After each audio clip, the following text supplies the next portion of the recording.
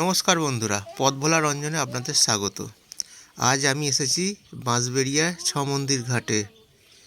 এখানে 6টা মন্দির রয়েছে শিব ঠাকুরের, এবং সেই 6টা মন্দির ঘিরে রয়েছে কাকে না, মা ঈশানী দেবীকে, ঈশানী মায়ের মন্দির। নমস্কার, পথ ভোলা রঞ্জনে আপনাদের স্বাগত। আজকে আমি এসেছি বাঁশবেড়িয়া মানেই হংসেশ্বরী মন্দির, কিন্তু না, আমরা অন্য একটা মন্দির দেখতে এসেছি, ঈশানী মায়ের মন্দির। সেই ঈশানী মায়ের মন্দির আস্তে আস্তে দেরি হয়ে গেছে বলে বন্ধ হয়ে গেছে, তবুও দেখলাম বাইরে থেকে, আপনাদের দেখাচ্ছি। আর এই মাকে আগলে রেখেছে 6টা শিব, দেখুন। হাওড়া কাটোয়া লাইনে বাঁশবেড়িয়া স্টেশনে নেবে টোটো করে চলে আসা যায় ঈশানী মায়ের মন্দিরে, বা ছ মন্দির ঘাট বললেই অটো বা টোটো নামিয়ে দেবে এখানে। ঈশানী মা কালী মায়েরই এক রূপ। কালী মায়ের এক সুন্দর রূপ হচ্ছে ঈশানী মা। সেই ঈশানী মায়ের মন্দির হচ্ছে এইখানে। মাকে ঈশানী রূপে পুজো করা হয়। মায়ের মূর্তিটি দর্শন করুন, খুব সুন্দর মাকে দেখতে।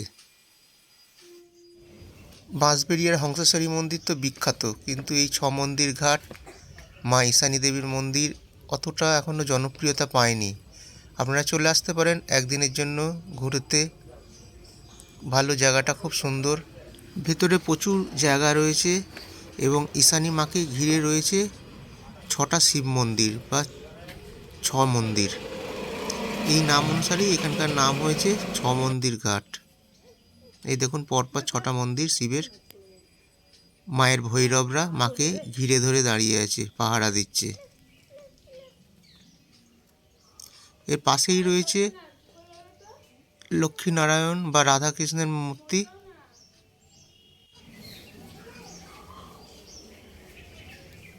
দেখুন, পরপর অনেকগুলো মন্দির আছে ছোট ছোট পাশাপাশি। 6 শিব মন্দির ঈশানী মাকে আগলে রেখেছে ভৈরব বাবা, তাই একে বলা হয় ছট শিব মন্দির, 6 মন্দির। বাঁশবেড়িয়া এসে আপনারা দেখতে পারেন 6 শিব মন্দির বা 6 শিব মন্দির, খুব সুন্দর। এই দেখুন, শিব ঠাকুর, সব ভৈরব মাকে রক্ষা করছেন।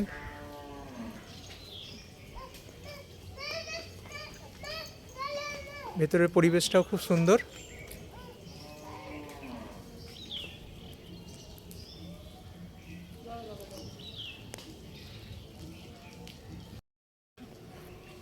খুব সুন্দর ভেতরের পরিবেশটা, দেখতেও খুব সুন্দর। ঈশানী মায়ের মন্দির, 6 শিব মন্দির। কে বলতে পারে এটাও কিছু দিনের মধ্যে বিখ্যাত হয়ে উঠতে পারে। তাই পথ ভোলা রঞ্জনের সাথে দেখে নিন 6 শিব মন্দির, মা ঈশানী মায়ের মন্দির, বাঁশবেড়িয়ায়। এই ছোট্ট বাচ্চাটি আমার এখন গাইড। ও আমাকে নিয়ে এসেছে এই মন্দিরটা দেখাতে। ও জেদ না করলে আমি হয়তো আসতাম না এই মন্দিরটা দেখতে। তাই আমার গাইড আমাকে নিয়ে ঘোরাতে এসছে, আমার ছোট্ট গাইড। এই যে ঘুরিয়ে ঘুরিয়ে দেখাচ্ছে চারদিকটা। আমার গাইডের একটাই খালি কোলে উঠে ঘুরে বেড়াবে। তাই কিছুটা ভিডিও করার পর ওকে একটু কোলে করেই ঘোরাই চারদিকে। এখানে একটা নন্দী বাবা রয়েছে, দেখুন মন্দিরের সামনেই। ভোলা মহেশ্বর যখন রয়েছে তখন তার নন্দী তো থাকবেই। ঠিক 6 ভৈরবের সামনে রয়েছে নন্দী। আর এই বড় গাছটা দেখুন, বড় বট গাছটা খুব সুন্দর। এই আমার গাইড আমার কোলে উঠে ঘুরে বেড়াচ্ছে। ভিডিওটা যদি ভালো লেগে থাকে তাহলে লাইক, শেয়ার এবং কমেন্টস করে দেবেন। সাবস্ক্রাইব করতে ভুলবেন না। বেশ কিছু ভালো ভালো গাছ দেখলাম, কিন্তু নাম জানি না, কিন্তু গাছটা দেখতে খুব সুন্দর, তাই ছবিও তুলে নিলাম।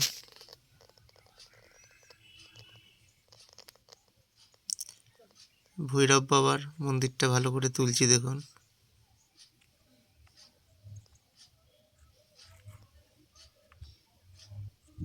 কথিত আছে মাকে দর্শন করার পর ভৈরব বাবাদের দর্শন করতে হয়, না হলে দর্শন অসম্পূর্ণ থেকে যায়। ভিতরের পরিবেশটাও খুব সুন্দর, দেখুন। আমি চুপটি করে বসে আছি। নেবে আসার মুখে দেখি আমার গাইডও উঠে পড়েছে মন্দিরে, কোলে উঠে ঘুরবে বলে। তাকে নিয়ে একটু মন্দিরটা ঘুরলাম। এরকম গাইড দেখা গেছে, কোলে উঠে ঘুরে বেড়ায়। যাই হোক, গাইডের দৌলতে আমার ঘোরা হলো ঈশানী মায়ের মন্দির। এরপর চলে এলাম গঙ্গার ধারে। অপূর্ব গঙ্গাটা, বাঁশবেড়িয়ার গঙ্গা দেখুন, সামনেই আছে গঙ্গার ঘাট। আপনারা আসলে গঙ্গার ঘাটটা ঘুরে যাবেন।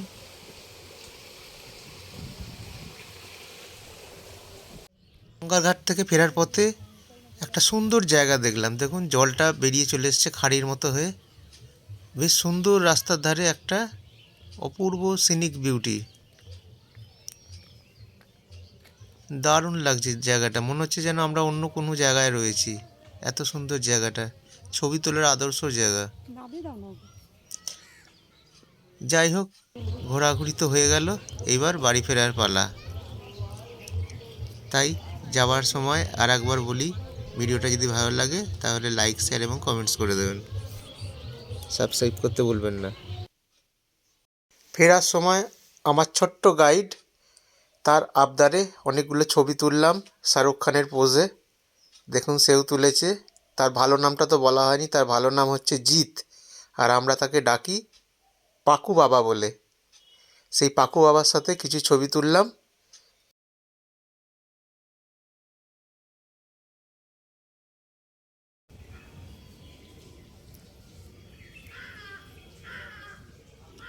ভিডিওটা যদি ভালো লেগে থাকে তাহলে লাইক, শেয়ার এবং কমেন্টস করে দেবেন। সাবস্ক্রাইব করতে ভুলবেন না।